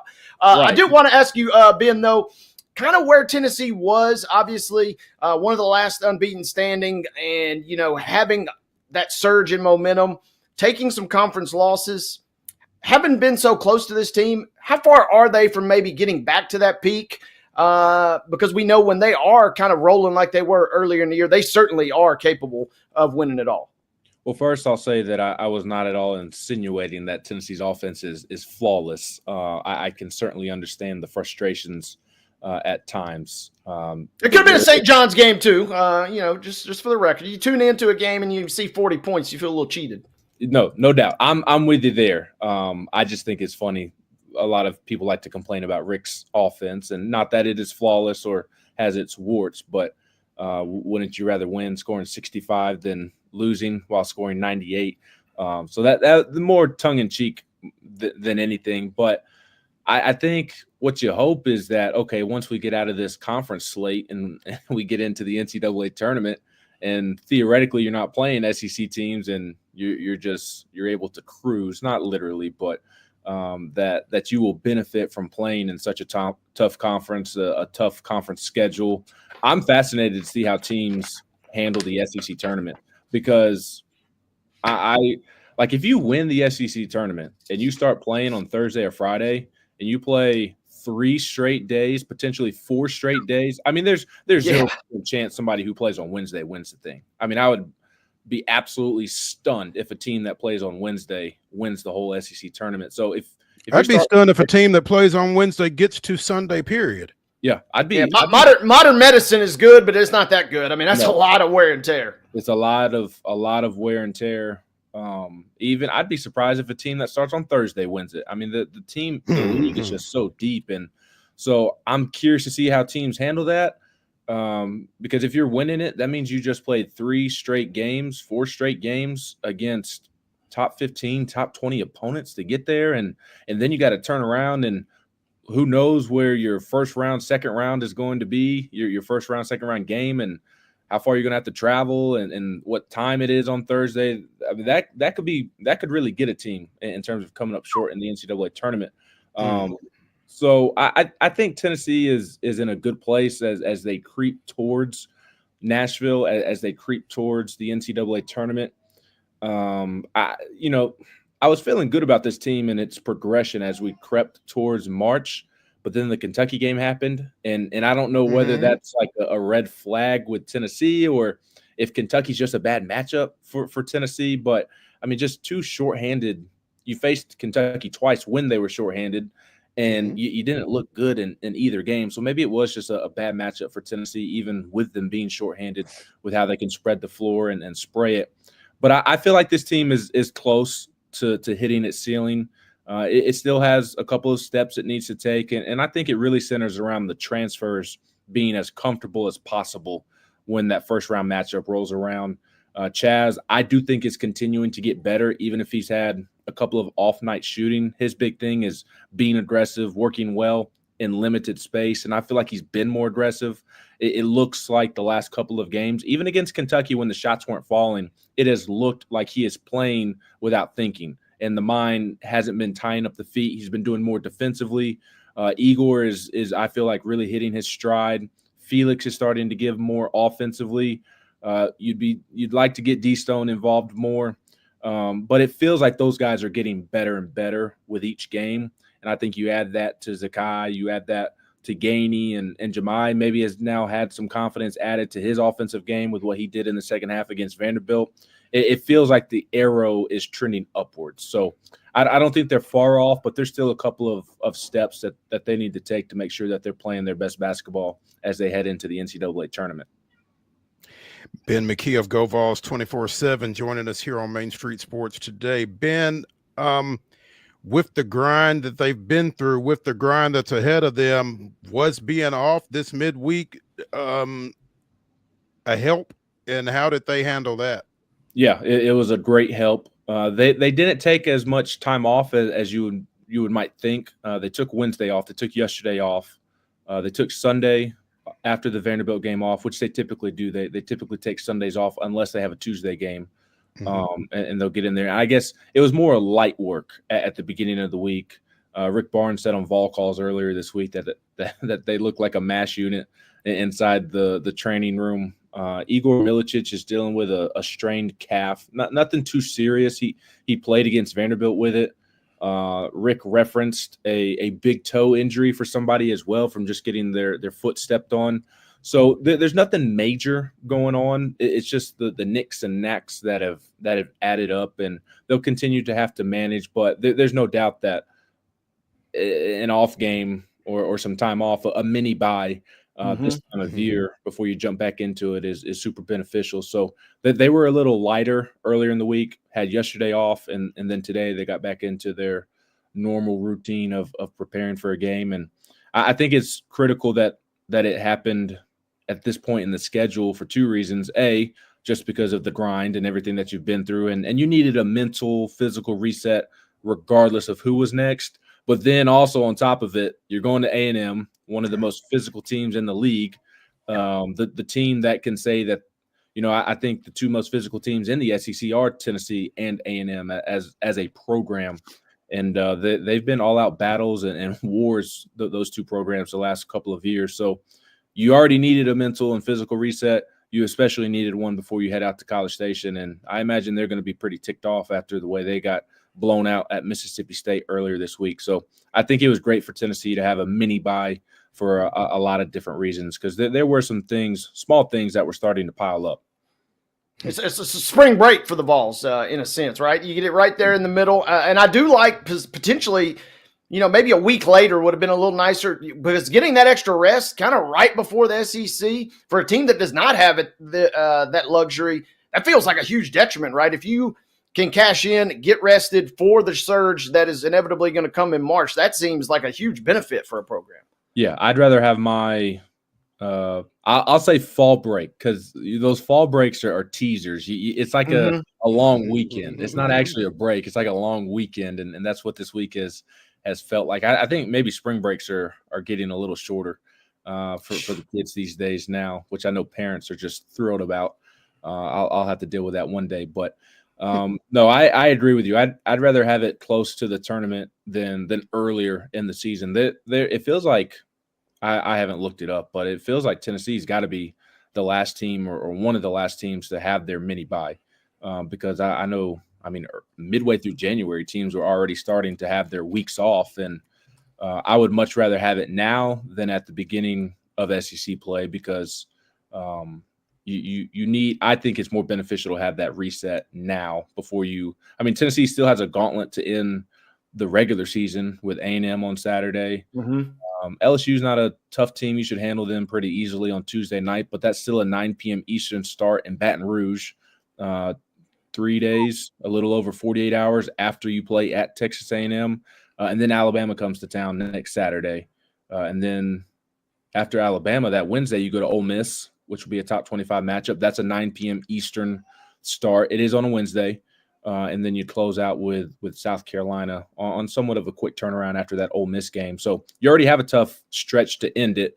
And then who knows what the SEC tournament is going to look like, as we were discussing. And then you jump right into the NCAA tournament. I think it's far more beneficial to have your break now before dealing with all that than really before you even get into the thick of SEC play. And that's when all the bruises and bumps begin to accumulate.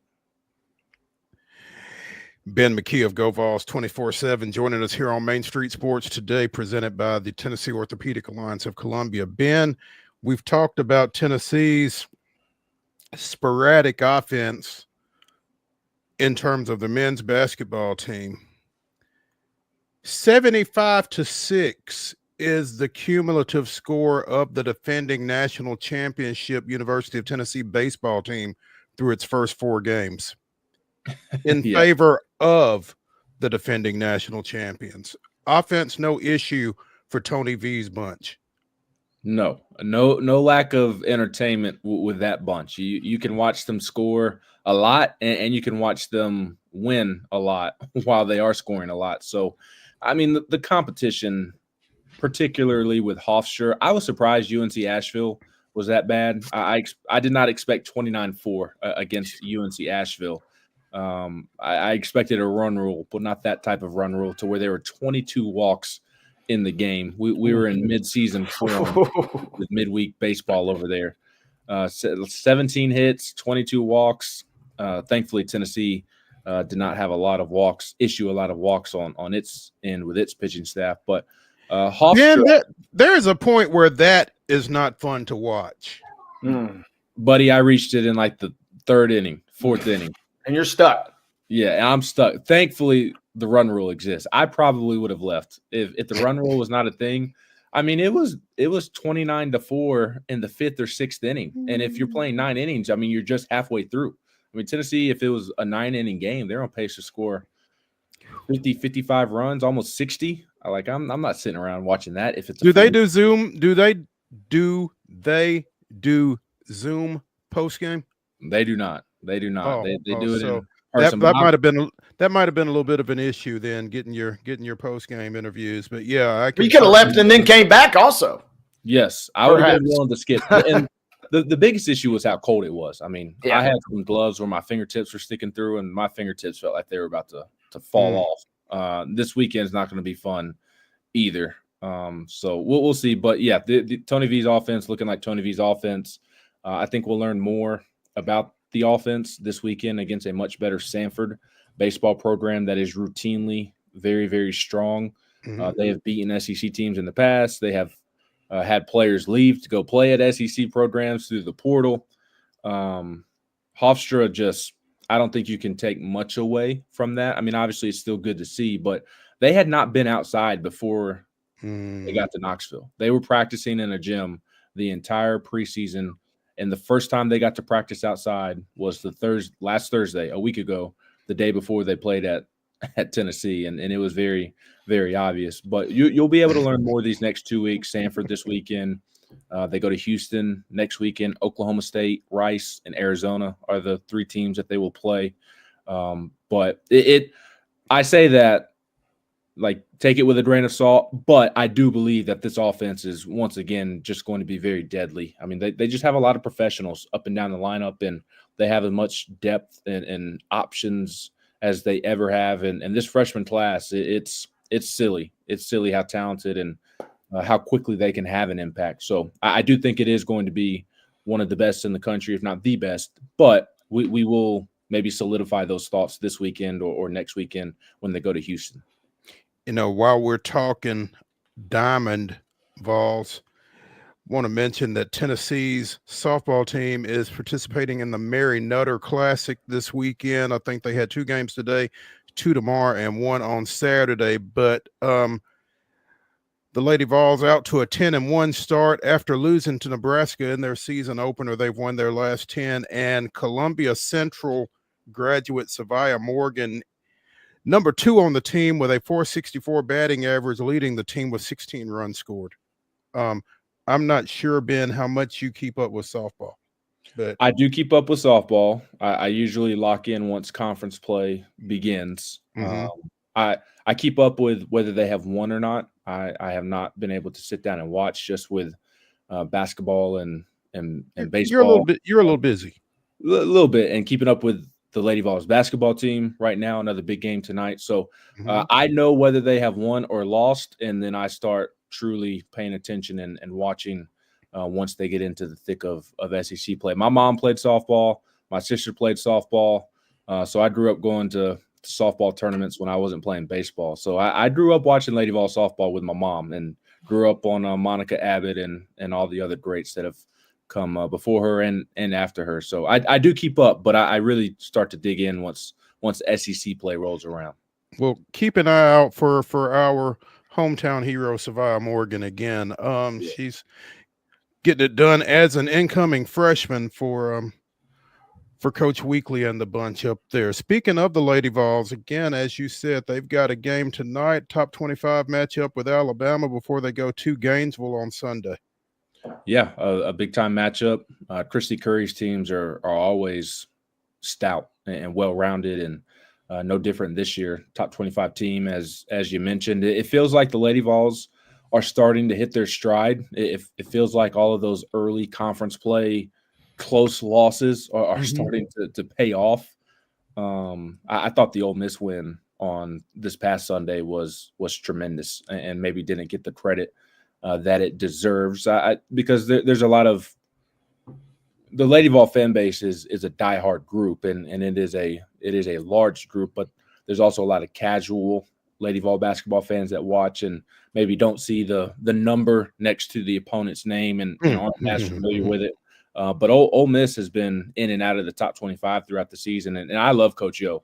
I think she's just very Dawn Staley-esque in terms of how she goes about handling her business. I love her passion. I love how hard her players play for her, and they didn't have many answers for the Lady Vols. So that was as impressed as I've been with the Lady Vols and Kim Caldwell as in any game this season. So another big one tonight with the tournament creeping up, and important for them to continue to build confidence, because I feel like they're playing with quite a bit of confidence right now, because again, like I said, I feel like they're really starting to hit their stride, but no different than the men's team. You want to continue to get better and better. You don't want this last week of beating UConn, and I know the LSU loss in Baton Rouge is in there as well, but beating up on Auburn, big time win over Ole Miss, as I was talking about. Like you don't want that to be your best basketball. You want your best basketball to be in the NCAA tournament. So continuing to grow comfortable and assert themselves, I think is really key. And they'll be tested tonight before they hit the road to close out the regular season. Ben McKee of Go Vols 24/7 joining us here on Main Street Sports today, presented by the Tennessee Orthopedic Alliance of Columbia. As always, Ben, we appreciate you taking some time with us. Stay warm, and hopefully we'll catch up with you between now and Nashville. Absolutely. I do have to say I love the Vancouver Grizzlies jersey. Excited for the Grizz to be back in action tonight. Fun sports night, underrated sports night with the hockey and Grizz back and Lady Vols. So appreciate y'all having me on. Happy to join anytime. In a perfect world, the Grizzlies take care of business by the time puck drops, and you can kind of get the best of both worlds. That's why you need 2 or 3 TVs. Yeah. I've got 2, so I'll have something on the second one. Let it rip, baby. There we go. Hey, we appreciate you. We'll catch up. Y'all have a great weekend. See you, Ben. Let's take a quick break, our final break here on Main Street Sports today, presented by the Tennessee Orthopedic Alliance of Columbia. When we come back, it'll be the grab bag. Stay tuned.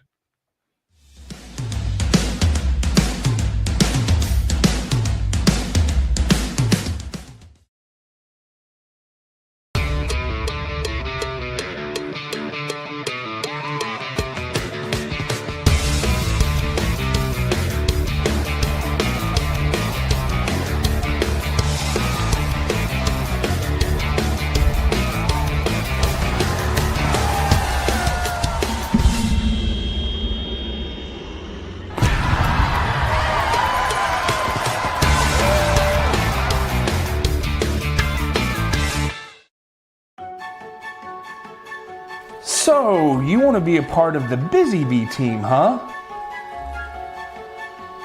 Well, how do you see yourself fitting into the organization? Oh, I get it. You want to be a weather bee.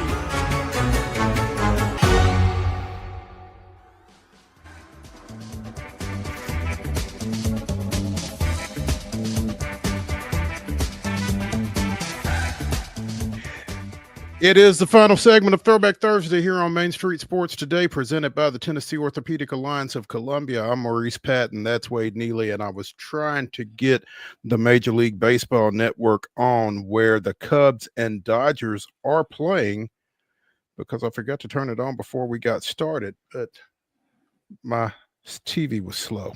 I'm not sure where that game stands, but there is spring training baseball being played, y'all, and that to me is a good thing. So, Wade, I'm not sure how I'd feel if I'm a Milwaukee Brewers fan right now, because there is an article on the website at cbssports.com. Brewers owner Mark Attanasio questions his purpose: to win or to, quote, provide a summer of entertainment for fans. And they've kind of done an unusual job of doing both, right? We had this same discussion almost last year. What the heck are the Brewers doing? And then they go out and won a bunch of games and got in the postseason. Well, they got in the postseason and then they got swept. And so his question is, is my job to win a World Series, or is my job to provide a summer of entertainment and passion and a way for families to come together? Now, I will tell you, I've been to games at, what is it, American Family Field or whatever it is, and it's not a cheap form of entertainment. I mean, if all you are doing is giving me a venue to hang out with folks, I can do it elsewhere a little bit more cheaply, I think. I think if I'm a Milwaukee Brewers fan, I want to see you be successful and successful on a regular basis at the highest level. And so, I don't know. Again, they have won, and they have, in a meh NL Central, they have been pretty dominant over the last little bit, but they've not really done a whole lot with that. And so I don't know. That's an interesting question coming from an owner for me. I mean, I guess I just think if you're going to do something, you want to do it as well as you can. And apparently it kind of revisits a question ex-Major League Baseball Commissioner Peter Ueberroth asked franchise owners. Said, let's say I sat each of you down in front of a red button and a black button, push the red button and you'd win the World Series but lose 10 million. Push the black button and you would make 4 million and finish somewhere in the middle. The problem is most of you would push the red one. You are so damn dumb. So Ueberroth is basically backing the Cubs approach of the last X number of years. Just put a team out there and sell tickets and watch folks come. And if you win, that's great, but you don't necessarily have to. I mean, ask the Chicago White Sox fans about that. Yeah, and I mean, the only real piece of this story that grabs my attention is the fact that an owner actually comes out and says this, right? I mean, this is the quintessential. This is always, no matter what sport it is, the ultimate question. Mm-hmm. Do you go for it, or do you sit back and just rake in cash? Mm-hmm. And obviously, if you go for it and come up short, and you got to clearly define your goals financially. If your goal is to make money, you kind of trend a certain direction. If your goal is to go for it and put out the best competitive product, you try and make moves accordingly. Very unusual. I don't really recall hearing ownership this openly talking about it. We're just used to the Dallas Cowboys doing it in secret, right? They pretend like they're going for a championship, but they're really just trying to just make as much money as possible. And that goes, again, across all sports. This is the quintessential example, and I'm kind of shocked to hear this. And it also is a little bit of a cop-out because it's almost like, well, we clearly can't spend as much as the Mets and the Dodgers. I don't have that kind. What he's really saying is I ain't got that kind of money. So don't count on us winning anything, because those teams have already gone out and spent way more. They spent double our payroll practically. Sure. I mean, this is the joke with the punchline. I don't know if I'd have told that. I mean, this is kind of him saying the quiet part out loud, I think. Yeah. And like to your point, I just don't know that. I mean, it's not a good look, I don't think. But, Who am I and what do I know? The one thing is fans are showing up to the games, presumably, at a decent enough rate.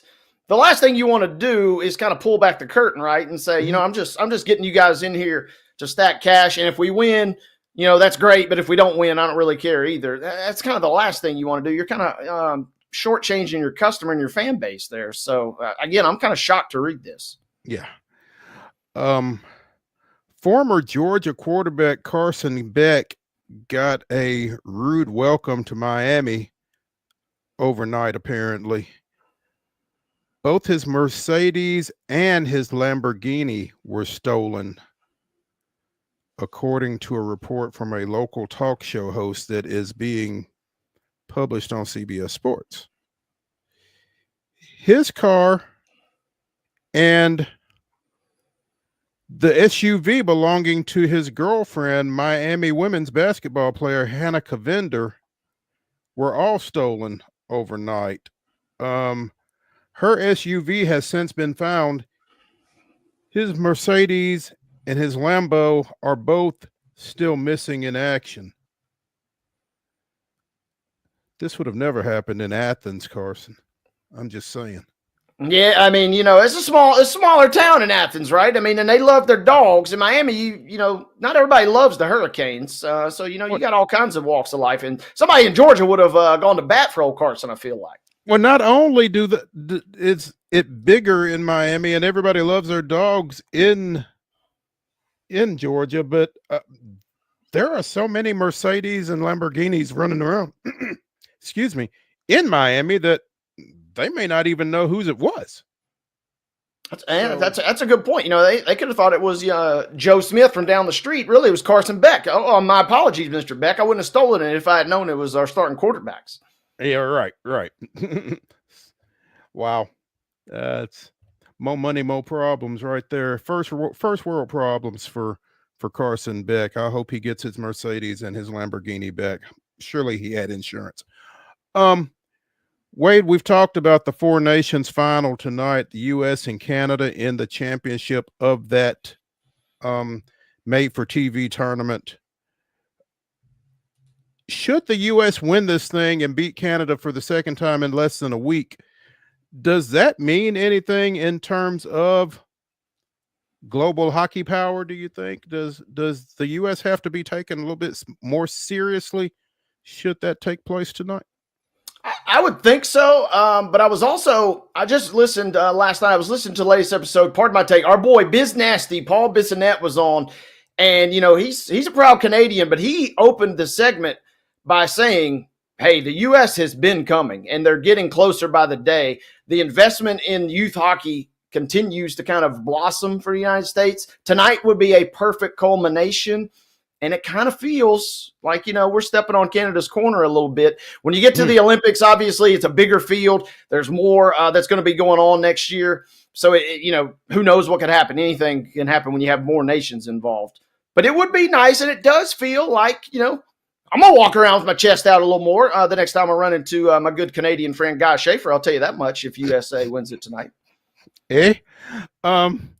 And this would be a nice precursor, like you said, to the 26 Winter Olympics, I would think. Yeah, and they're NHL is going to send players to this next Olympics, which is already great to hear. So, I mean, the NHL, this has worked out beyond their wildest dreams.